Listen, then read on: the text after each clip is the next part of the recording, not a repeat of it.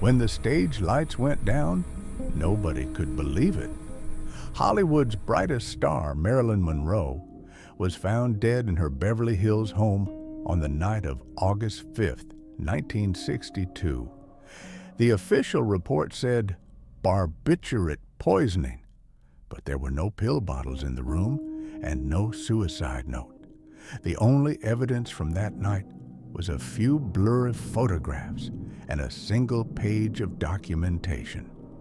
But 11 years later, a sealed envelope was found in a hidden bank vault north of Los Angeles. 3 things came out of that envelope: a Polaroid photograph, an unsigned letter, and Marilyn Monroe's fingerprint. But the truly shocking part was the date the photo was taken, 1973. The woman in the photo wore a headscarf, hiding her face.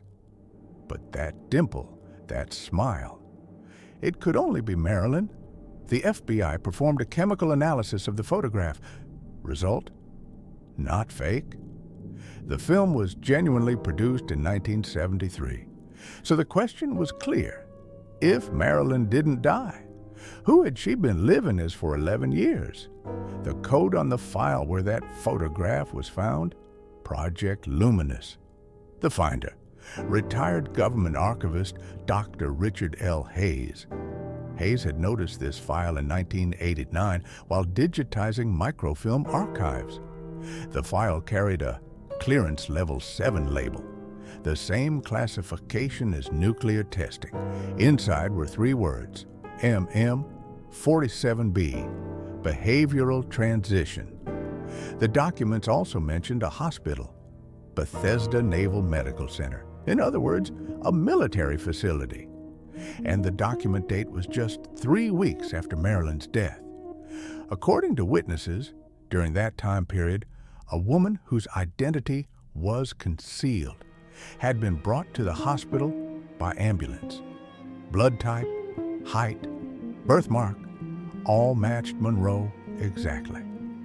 3 weeks later, that woman disappeared, and she emerged at the Canadian border with a new identity, Nora James. Wait a minute, don't miss this detail. In 1974, someone named Nora James began writing articles for a small newspaper in Canada, but these writings were politically toned and extraordinarily intelligent. At the end of 1974, an article signed by Nora James made headlines. The New America, a Woman's Vision.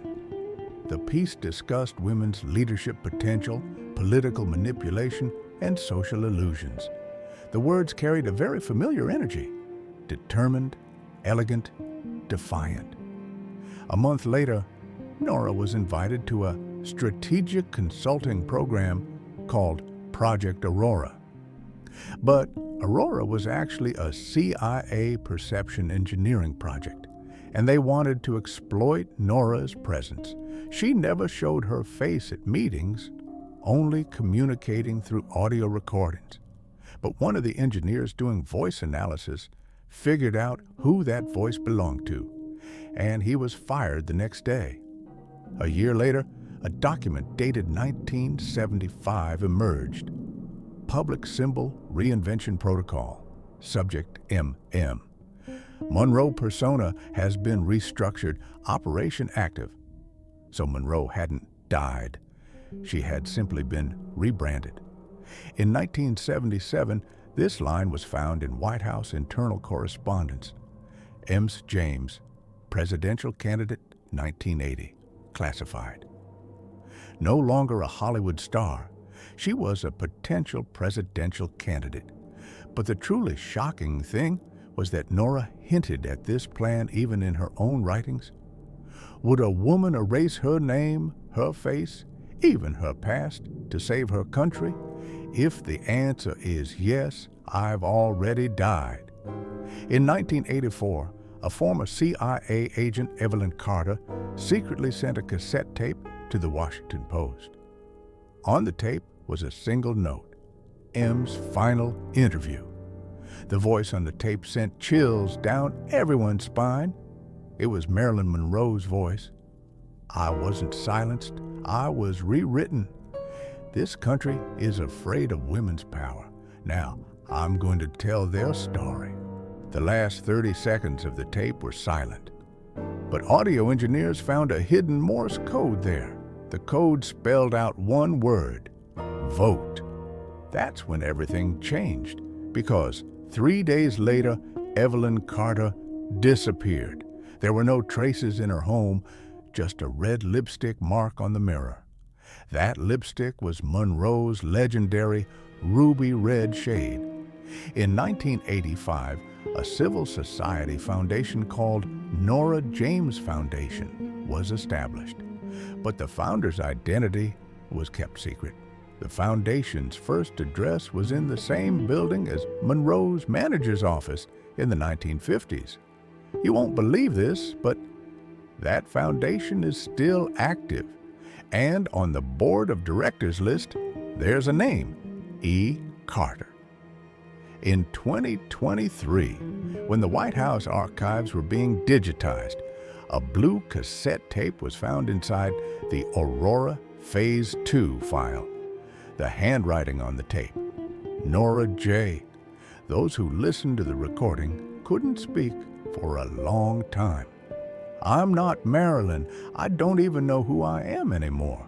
But if you're listening to me, it means women's voices still haven't been silenced. At the end of the voice, there was a soft breath, then a laugh. It was so familiar. According to FBI analysis, the recording was made around 1981 near Washington, meaning Monroe or Nora might have actually been alive during those years.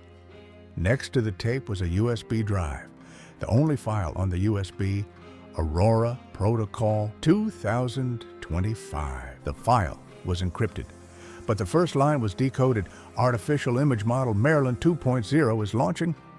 According to some, this was an AI-powered propaganda project.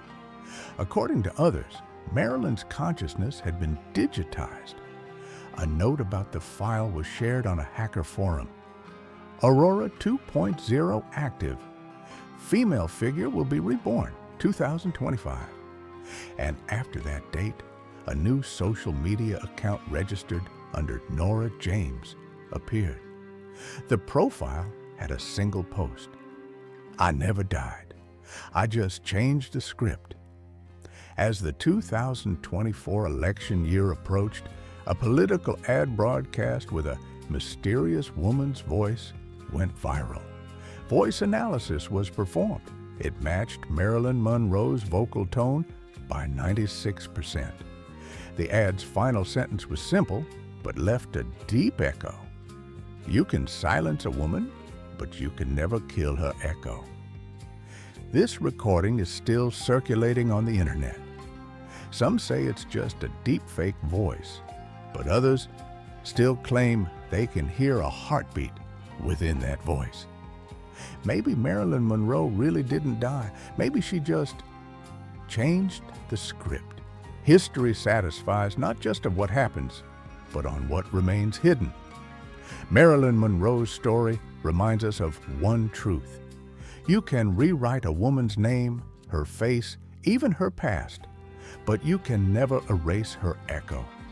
If you found this story fascinating, don't forget to subscribe, because we'll keep telling the stories that history tried to silence. And maybe the next echo you hear will be your own.